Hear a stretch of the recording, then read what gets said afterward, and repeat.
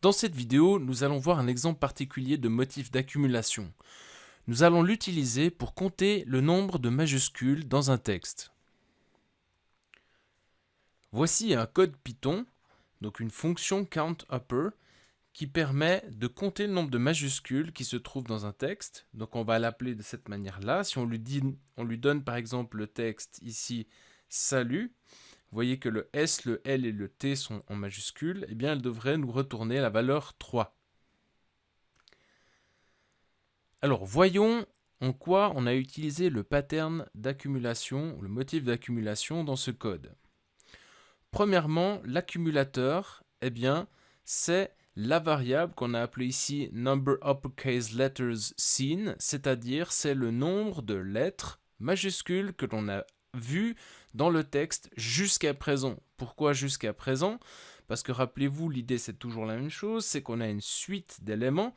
Ici, la suite d'éléments, ce sont les caractères S-A-L-U-T, où le S, le L et le T sont en majuscules. Et donc, on va les parcourir un après l'autre à l'aide de la boucle for. C'est-à-dire, ici, on parcourt les éléments les uns après les autres.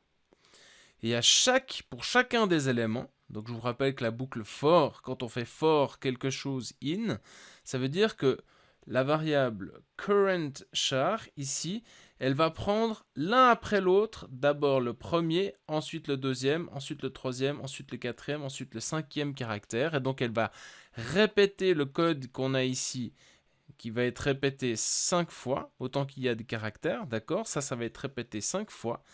Et à chaque fois, eh bien, on va faire l'opération qui est là. Donc, cette opération, c'est celle que l'on répète pour chaque caractère. Et dans cette opération, on doit à chaque fois compléter, améliorer le résultat partiel qui jusqu'à présent est stocké dans l'accumulateur. Et donc on voit bien ce qui se passe lors de chaque passage de la boucle.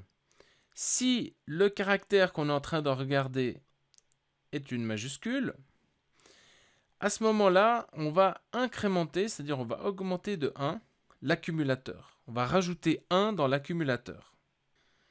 Finalement, lorsque la boucle est terminée, eh bien, on trouve dans l'accumulateur le résultat final, c'est-à-dire le nombre de majuscules. Raison pour laquelle on termine la fonction en faisant le return et en retournant la valeur de l'accumulateur. Voyons donc ce que cela donne en exécutant concrètement ce code. On commence donc par appeler la fonction countUpper avec le texte salut, où S et LUT sont en majuscules. On va donc avoir dans les variables locales liées à la fonction countUpper le texte qui contient les caractères SALUT.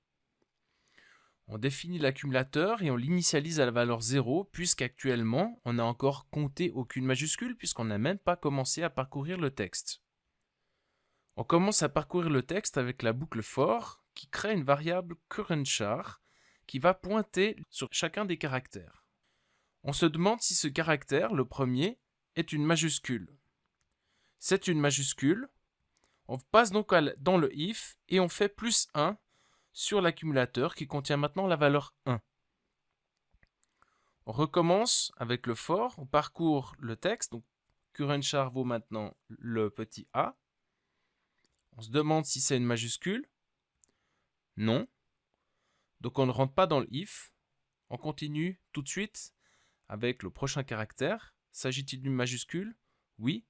Donc on fait plus 1 sur l'accumulateur. On continue. Est-ce une majuscule? Non. On continue. Est-ce une majuscule? Oui. On augmente l'accumulateur.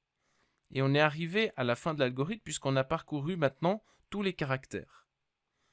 Donc on va retourner la valeur contenue dans l'accumulateur qui est la réponse finale du problème. Il s'agit bien du nombre de majuscules contenues dans le texte SALUT.